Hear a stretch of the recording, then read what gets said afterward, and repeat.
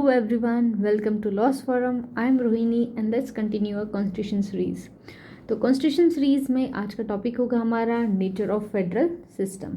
Okay, so कुल मिला के आज हम देखेंगे कि जो फेडरलिज्म है या फेडरल सिस्टम है तो उसका नेचर कैसा है हमारे कॉन्स्टिट्यूशन में. ओके, सो स्टार्ट करते हैं. तो इसे मैंने पॉइंटर्स हम लोग इसे पॉइंटर्स में डिस्कस करेंगे. जैसे कि हमारे प्रियम्बल में दिया हुआ है, let's say India a union of state. ठीक है, जो आर्टिकल 1 है हमारे कॉन्स्टिट्यूशन का, आर्टिकल 1 क्लॉज 1 वो कहता है India a union of state. तो अब इसका मतलब क्या होगा? ठीक है, तो कॉन्स्टिट्यूशन में be in a federal structure use the term, मतलब हमारे जो कॉन्स्टिट्यूशन ने यूनियन टर्म यूज़ तो किया है, लेकिन इंडिया का जो फेडरेशन है ये जो है वो रिजल्ट नहीं है कि भाई ऐसे लेट से बहुत सारे यूनिट्स थे तो इन्होंने आपस में एक अग्रीमेंट बनाया कि ठीक है भाई, आपस में सब एग्रीमेंट बना के एक यूनिट बनाते जो यूनियन होगा. तो ऐसा कोई जो है अग्रीमेंट का रिजल्ट नहीं है हमारा यूनियन. ठीक है, कि स्टेट्स के बीच में कोई अग्रीमेंट नहीं हुआ था. सेकेंड कंपोनेंट क्या है? That component units have a no freedom to seed from it. मतलब लेट्स से ये पूरा इंडिया है कंट्री, राइट. अब इसमें जितनी भी स्टेट्स है, एक दो जितनी भी स्टेट्स है, तो उनमें से किसी को राइट नहीं है कि वो ये बोले कि भाई हम इंडिया का पार्ट नहीं रहना चाहते अब. ठीक है, तो सबसे पहली चीज़ तो क्या है, ये अग्रीमेंट से नहीं बने हुए हैं आपस में, और इनके पास फ्रीडम नहीं है कि ये जो है अगर इनका मन करे तो ये सीट कर सके. ठीक है, दो चीज़ें हो गई. अब ये जो टर्म हमने यूनियन यहाँ पे यूज़ किया है, it does not indicate any particular type of federation. Let's say हमने कोई बोलेगा कि आपने यहाँ जो यूनियन टर्म यूज़ किया है तो ये इटसेल्फ ये दिखाता है कि आपका जो है वो फेडरल स्ट्रक्चर है, लेकिन नहीं, यहाँ पे जो टर्म हमने यूनियन यूज़ किया है तो वो कोई भी पर्टिकुलर टाइप ऑफ फेडरेशन को रिप्रेजेंट नहीं करता है. आई होप आपको इतना समझ में आ गया होगा. ठीक है, देन एंड अगर हम देखें तो कोई एक एग्रीड डेफिनेशन नहीं है कि भाई फेडरल स्टेट होता क्या है. कोई पूछे कि okay so what is the definition, let's say definition of the federal state, तो कोई एज सच डेफिनेशन नहीं है फेडरल स्टेट की. ठीक है, अब सेकेंड हम लोग कंपोनेंट देखेंगे तो different type of federal constitution in the modern world. तो मॉडर्न वर्ल्ड में क्या है, देखो पहले क्या होता था कि यूएसए है, यूएसए को बोला जाता था कि it is an a typical example of a what is a federal state means, right. क्योंकि ये एक तो सबसे पुराना है, ठीक है, 1787 में इन्होंने कॉन्स्टिट्यूशन बना दिया था. तो अब हर कोई जो इसके बाद जो कंट्रीज़ बनती गई और उनके कॉन्स्टिट्यूशन आते गए तो हमेशा उसे यूएसए के कॉन्स्टिट्यूशन और उसके फेडरल सिस्टम से कंपेयर किया गया कि अगर यूएसए के फेडरल सिस्टम में जो जो कंपोनेंट है वो अगर उनके इसमें कंपोनेंट है तो वो फेडरल है, अदरवाइज वो नहीं है. तो आपको क्या लगता है कि क्या एक सही क्राइटेरिया है टू डिसाइड कि क्या कोई स्टेट जो है या कंट्री जो है वो फेडरल है या नहीं है? तो it is not correct, right, क्योंकि हर किसी का एक अपना तरीका होगा हर कंट्री का, right. They can not blindly follow कि यूएस के कॉन्स्टिट्यूशन में ये सब फीचर है तो ही वो फेडरल में आएंगे, तो दैट विल बी रॉन्ग. तो कोई एक एग्रीड डेफिनेशन नहीं है कि फेडरल स्टेट होता क्या है. अब यूएसए का जैसे मैंने बताया कि oldest of all the federal constitution है, 1787 में बनाया था, and that the question whether the state is a federal or unitary is one of the degree and the answer will depend upon.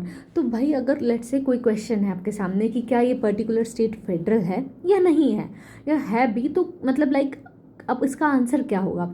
तो आंसर डिपेंड करेगा कि कितनी degree तक वो उसमें फेडरल स्टेट के फेडरल सिस्टम के जो है वो कंपोनेंट है उसमें. ठीक है, तो how many federal feature it possess, तो इस पर डिपेंड करेगा. ठीक है, इस पे नहीं करेगा कि भाई ये कंट्री के जैसे लेट से यूएसए है तो यूएसए में ये सब फेडरल फीचर है 1 2 3 ये फॉलो कर रहा है तो फेडरल होगा. नहीं, कितने फेडरल फीचर इसमें हैं. ठीक है, फीचर्स की बात करेंगे. देन फेडरेशन जो है ये more of life of functional है, फंक्शनल फीचर है, इंस्टीट्यूशन की तरह नहीं है. यूजुअली हम क्या देखते हैं ना कि लेट्स से कि फेडरल सिस्टम है या नहीं है तो हम उसे इंस्टीट्यूशन की तरह देखते हैं.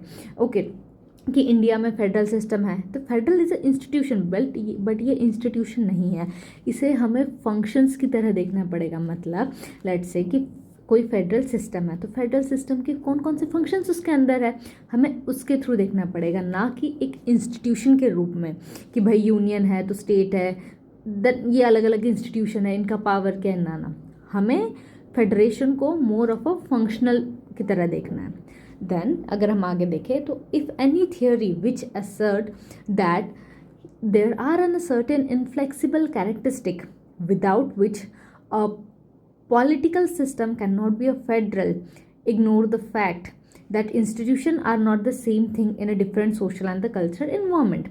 मतलब यहाँ पे क्या कहना चाह रहे हैं कि अगर हम लोग असर्ट करते हैं कि कुछ ऐसे इनफ्लेक्सिबल कैरेक्टरिस्टिक है कि उसके बिना किसी भी पॉलिटिकल सिस्टम उस पॉलिटिकल सिस्टम जो है वो इग्नोर नहीं कर सकते वो फेडरल सिस्टम, ठीक है। गिवन फैक्ट क्या होना चाहिए, क्योंकि हर जगह क्या है सोशल और कल्चरल इन्वायरमेंट जो है वो अलग अलग है, ठीक है। हर जगह इंस्टीट्यूशन सेम नहीं है, लेट्स से कनाडा का, ऑस्ट्रेलिया, न्यूजीलैंड, सबका एक अलग सिस्टम है, राइट। तो हम सबको on the same scale major नहीं कर सकते, तो हर जगह का सोशल और कल्चरल इन्वायरमेंट अलग है, राइट। तो उनके इंस्टीट्यूशन भी सेम नहीं हो सकते हैं, ठीक है। दैन हमारा थर्ड कंपोनेंट था कि Indian constitution basically a federal with A unitary feature. हाँ, ये अक्सर कहा जाता है कि भाई ये जो है हमारा जो इंडियन कॉन्स्टिट्यूशन है ना, ये बेसिकली तो क्या है फेडरल है करके, ठीक है। हम एज अ इंस्टीट्यूशन के अकॉर्डिंग देखें तो हम फेडरल है, लेकिन हमारे जो फीचर्स है ना वो कैसे है, यूनिटरी फीचर्स है, विद अ यूनिटरी फीचर्स। अब कैसे देखेंगे, essential feature of federal policy. तो अब ऐसे कौन कौन से असेंशियल फीचर्स होते हैं एक फेडरल पॉलिटी या फेडरल सिस्टम के। तो फर्स्ट होता है ड्यूअल गवर्नमेंट। अब ड्यूअल गवर्नमेंट क्या होता है, ड्यूअल गवर्नमेंट का मतलब है लेट्स से एक होता है यूनिटरी स्टेट, ठीक है। यूनिटरी स्टेट में क्या होगा ना, सिर्फ एक ही गवर्नमेंट होगी, कोई स्टेट लेवल पे सेंट्रल लेवल पे कोई गवर्नमेंट, सिर्फ एक ही government, that is a unitary state, ठीक है। अब फेडरल स्टेट क्या होता है, फेडरल स्टेट में होगा दो गवर्नमेंट, एक तो जैसे कि नेशनल लेवल पे, एक तो जो स्टेट्स होते हैं, ठीक है, government of each component state. अब अगर हम देखें कि जो फेडरल होते हैं या जो नेशनल लेवल पे जिसे हम लोग सेंट्रल गवर्नमेंट कहते हैं, अब ये क्या होता है ना, इसमें fusion of a several state into a single state. तो ऑब्वियसली ये जो हमारा इंडिया है तो इसमें बहुत सारे स्टेट है, तो इन सब स्टेट को मिला के तो एक इंडिया बना है ना, तो ये नेशनल या फेडरल हुआ। अब जो government of each component state है तो ये क्या हो गए हमारे जो स्टेट्स या फिर यूनिट्स हो गए हमारे, ठीक है। तो यहाँ पे इन्होंने क्या कहा है कि ये जो स्टेट्स है ना, कभी कभी क्या कहते हैं जो क्रिटिकल है, जो क्रिटिसाइज़ करता है इंडिया के फेडरल सिस्टम को, वो क्या कहते हैं कि भाई यहाँ जो स्टेट है ना इंडिया में, ये तो जो है वो सबऑर्डिनेट है, कहते हैं ये तो सबऑर्डिनेट है किसके, सेंट्रल के। लेकिन यहाँ पे ऐसा नहीं है, जो स्टेट होंगे हमारे या जो government of each component state होंगे, they are not merely a delegates, या कोई सिर्फ एजेंट नहीं है फेडरल गवर्नमेंट के, उनकी खुद की भी एक आइडेंटिटी है, और वो अपनी पावर और आइडेंटिटी कहाँ से ड्रॉ करते हैं, from the law of the land, that is a constitution, okay. So the federal and the state government draw there authority from the same source, और यहाँ पे इनका सेम सोर्स क्या है, चाहे वो फेडरल गवर्नमेंट हो, सेंट्रल गवर्नमेंट हो, स्टेट गवर्नमेंट हो, अथॉरिटी वो एक ही जगह से ले रहे, that is the constitution, right, that is the constitution of India. Pen का कलर चेंज करते हैं ताकि थोड़ा और विजिबल हो, okay. Then will talk about the second, एक सबसे पहला हमने फीचर क्या देख लिया, ड्यूअल गवर्नमेंट, ठीक है, फीचर्स याद रखते चलना है। अभी तक हमने देखा ड्यूअल गवर्नमेंट, सेकेंड फीचर है हमारा डिस्ट्रीब्यूशन ऑफ पावर, डीओपी। अब डिस्ट्रीब्यूशन ऑफ पावर में क्या है, the object for which a federal state form involve the division of authority between the federal government and the state government, ठीक है। तो यहाँ पे हमने क्या किया, पावर भी डिस्ट्रीब्यूट कर दी कि भाई फेडरल गवर्नमेंट के पास क्या पावर होगी, right. Then the third component क्या होगा फेडरल सिस्टम का फीचर, कि जो यहाँ पे सुप्रीमेसी ना तो फेडरल स्टेट की होगी, ना तो जो स्टेट्स या फिर यूनिट्स, इनकी किसी की सुप्रीमेसी नहीं होगी, सुप्रीमेसी होगी किसी की, तो वो किसकी होगी, कॉन्स्टिट्यूशन की सुप्रीमेसी होगी। तो इट डिराइव्स इट्स एग्जिस्टेंस, दोनों फेडरल सिस्टम ही अपना एग्जिस्टेंस कहाँ से लेके आ रहा है, लॉ ऑफ द लैंड से, कॉन्स्टिट्यूशन से। क्यों, चाहे वो एग्जीक्यूटिव हो, लेजिस्लेचर, लॉ बनाने वाले हो या जुडिशरी हो, ये अपना पावर कहाँ से ले रहे हैं, कॉन्स्टिट्यूशन से ले रहे हैं, ठीक है। देन अथॉरिटी ऑफ कोर्ट्स की बात करते हैं, तो यहाँ पे क्या है, जो लीगल सुप्रीमेसी है कॉन्स्टिट्यूशन की, तो वो बहुत ज़रूरी है। लेट्स से तीन हमारे पास जो है ऑर्गन है, कौन कौन से, लेजिस्लेचर, एग्जीक्यूटिव एंड जुडिशरी। अब ये जो तीन ऑर्गन है, अब अगर आप किसी एक को भी बहुत ज़्यादा पावर दे दिया तो क्या हो जाएगा, यहाँ पे जो चांसेस है कि मिसयूज़ ऑफ पावर होगा, राइट, अथॉरिटेटिव हो जाएगा। इसीलिए जो लीगल सुप्रीमेसी हमेशा किसकी, कॉन्स्टिट्यूशन की रहना बहुत ज़रूरी है।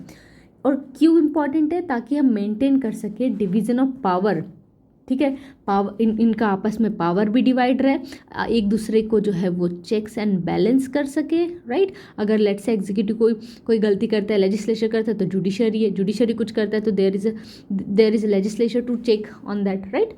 तो इनका कोऑर्डिनेशन बना रहे, ठीक है, कोऑर्डिनेशन बना रहे अलग अलग ब्रांच ऑफ गवर्नमेंट। तो ये जो ब्रांच है हमारी, लेजिस्लेचर, एग्जीक्यूटिव, जुडिशरी, तो इनके बीच में एक तो डिवीज़न ऑफ पावर अच्छे से हो सके, कोऑर्डिनेशन मेंटेन रह सके, ठीक है। लेकिन ये इनकी पावर तो देती है, साथ ही साथ जो फेडरल और स्टेट है, सेंटर और स्टेट, इनके बीच में जो है पावर का डिस्ट्रीब्यूशन अच्छा सा रहे, राइट, कोऑर्डिनेशन मेंटेन रहे, कोऑपरेटिव फेडरलिज्म चले, राइट।